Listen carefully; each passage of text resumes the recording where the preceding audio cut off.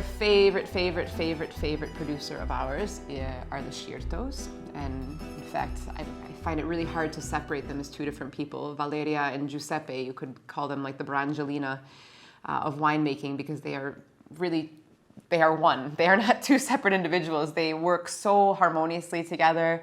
They're constantly going back and forth and bouncing ideas off of each other. I love the way they work together. They also are farming completely organically. So Giuseppe's grandfather was the one that had the vineyards originally. And some of the vines now are well over 100 years old. This is a very common thing that you'll find in Etna.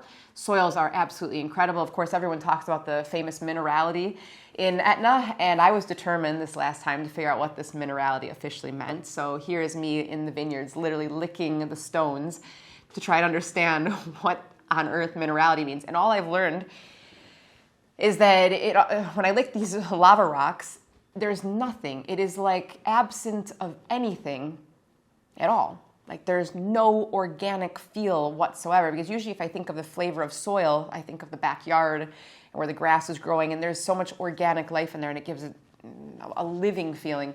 When you lick this, there's nothing. So I encourage anyone who's down there to try to do it. But I understood what that means a little bit in the wine. It's that there's this, it's a sensation more than it is a flavor. The minerality is not necessarily, because minerals are inert. They don't have any flavor or smell behind them. In fact, when you touch a penny, the copper actually does not have a smell. When your finger touches it, it's the volatile reaction that's happening between your finger warming up and touching the copper that gives it the smell that we call copper. But technically the copper doesn't smell that way. And this is the way with all sorts of other different metals and such that we speak about. Anyways,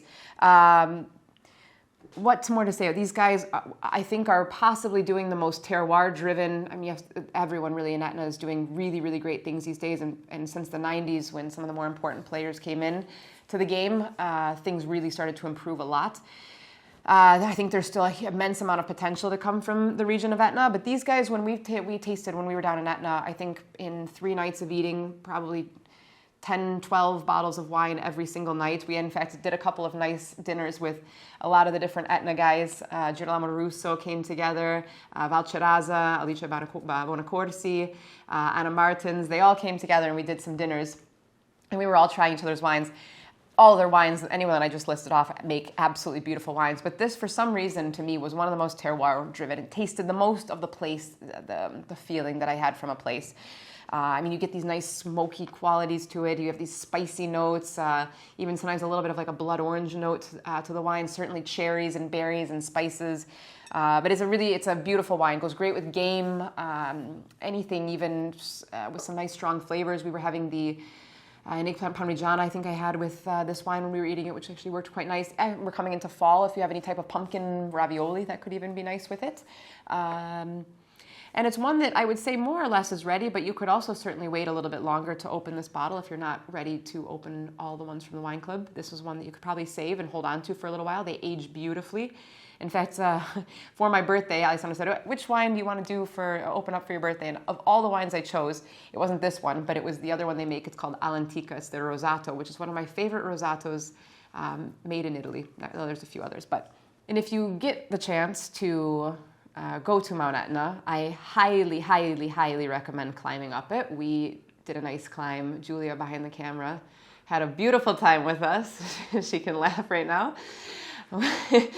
We actually did an illegal thing. We weren't supposed to. The volcano was erupting when we were there, and we were not supposed to go beyond, I think it was like 2,500 meters or something, or 20, and we ended up going to like 3,000.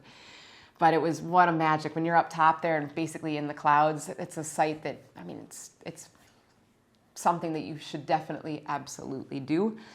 There's even a really cool, it was really hot when we were there, so there's also the Alcantara River, which has this incredible gorge that has this wild outcropping of rock because it got blocked by a volcanic lava flow that was coming from Mount Etna, and the way the water kind of, I don't know how evaporated, kind of crystallized really uniquely. So you have this wild, in fact, we'll show it in the video, but this wild rock formation, this incredibly frigid cold water that you get to go through. So bring a pair of tennis shoes to walk in because the rocks kind of really beat up your feet. But it's a nice way. I mean, if you go in there, it's literally like going to completely freeze you to the point where you're doing like a Wim Hof exercise. But when you come out, you just feel completely refreshed. So highly recommend if you are over in Etna to get to that river and for sure to hike up the mountain.